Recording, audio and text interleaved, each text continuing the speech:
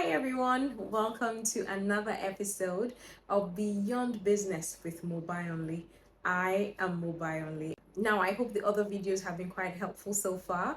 So today, I thought to make mention of, some few things about business performance and employee performance. Now, let's see what we can learn today.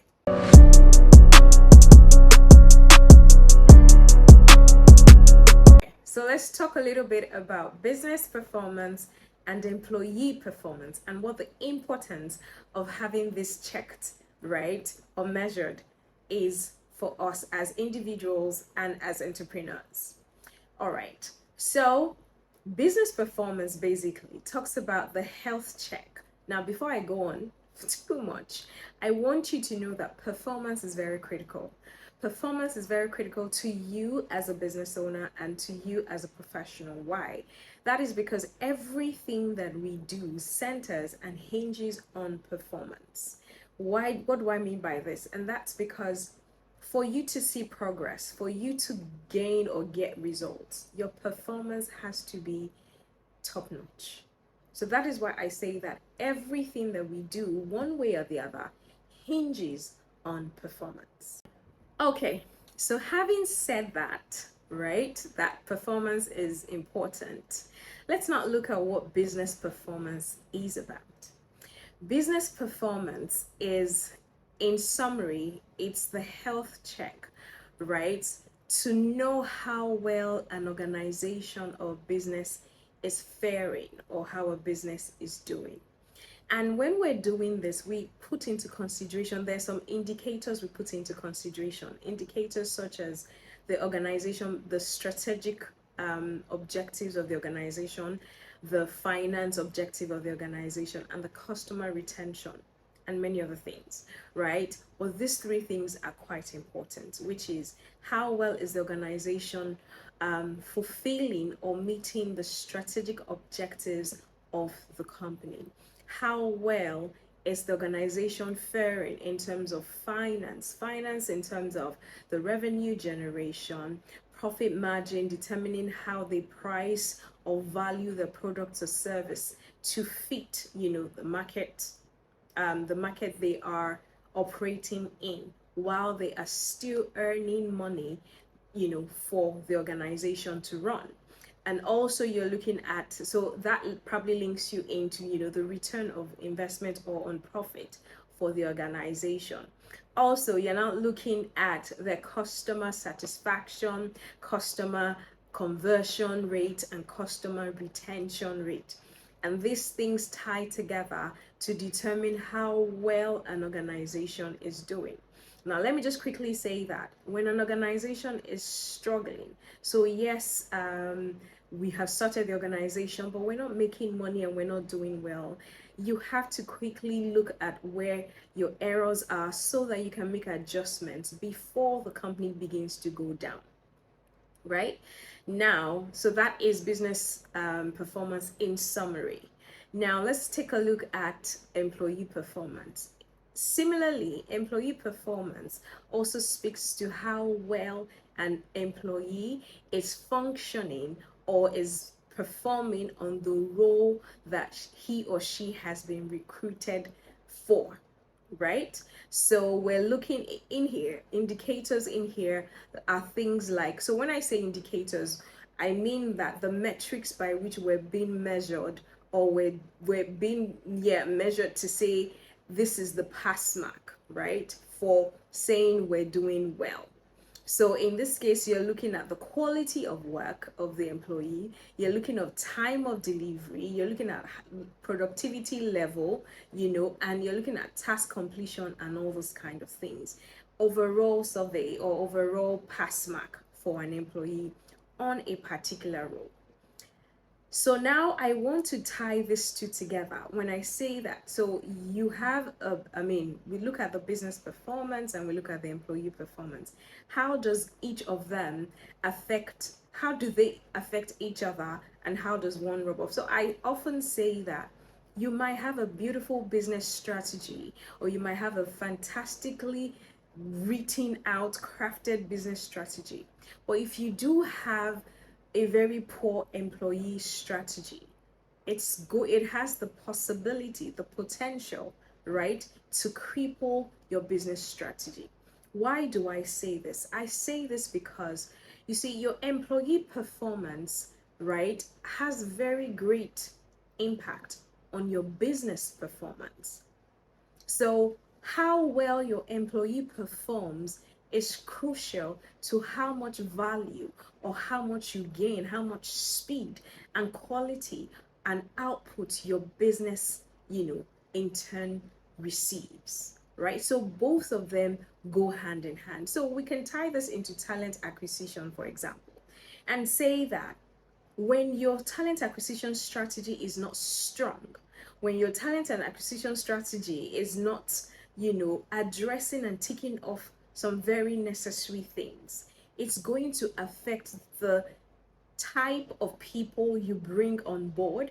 And when this type of people come on board, people that are not particularly adding value or giving the kind of value that you desire, it has very great potential to limit the speed at which you can increase, enlarge, expand, and all those kind of things. And all of this tie into your business performance at the end of the day.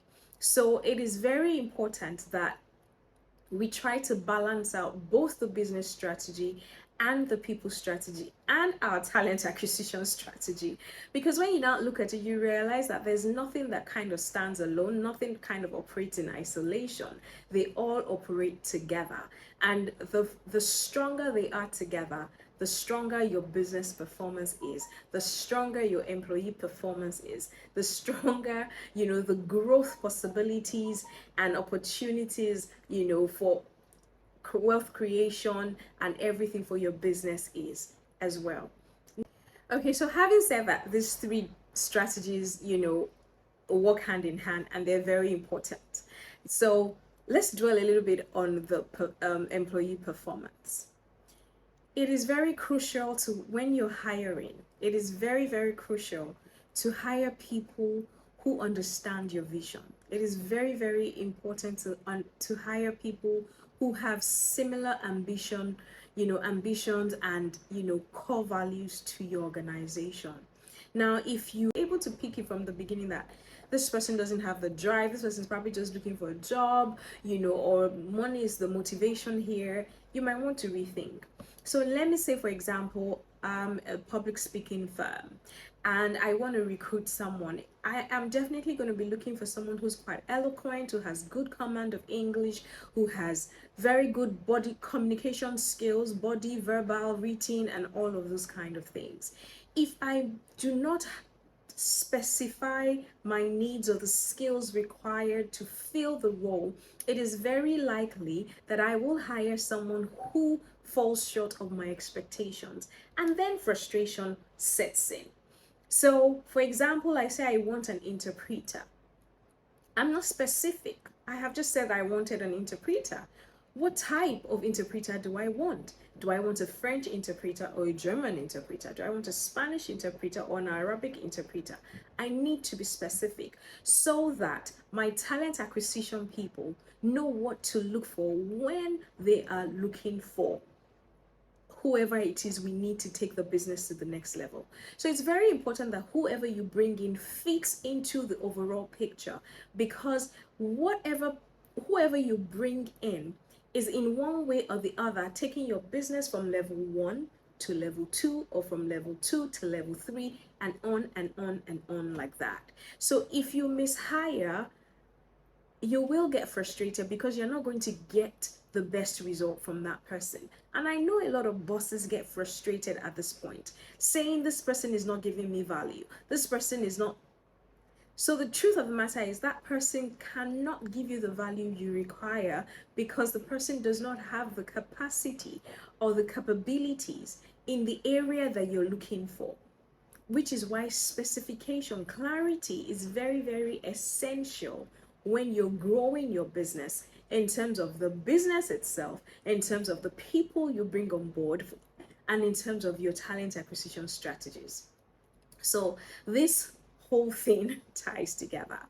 I know that there's no way I'm going to be able to do justice or explain everything at once in this video, but I do hope that you have been able to at least pick one or two things in this. Now, if we are going to just quickly do a summary of what I just said, I'm saying that number one, what is business performance? Business performance is the measurement, right? Is a measurement of determining how well a company is achieving the strategic goals and objectives, and well, in the strategic goals and objectives, how they are meeting their financial objectives and their customer acquisition, satisfaction, retention, conversion objectives as well.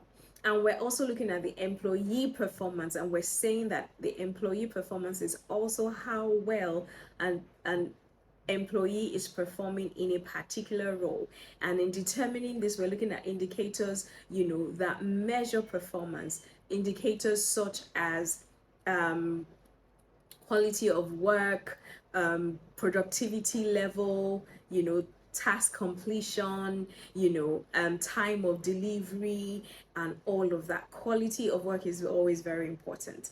And then we're saying that it is important to tie your business performance to your people strategy and to your talent acquisition strategy, because they all work, hand in hand to help your business grow. All right, I hope this has helped so far.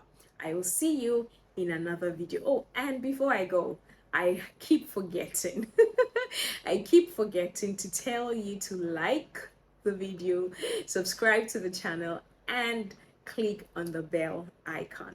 All right, thank you so much for joining me again today, and I hope to see you in another video soon. Ciao.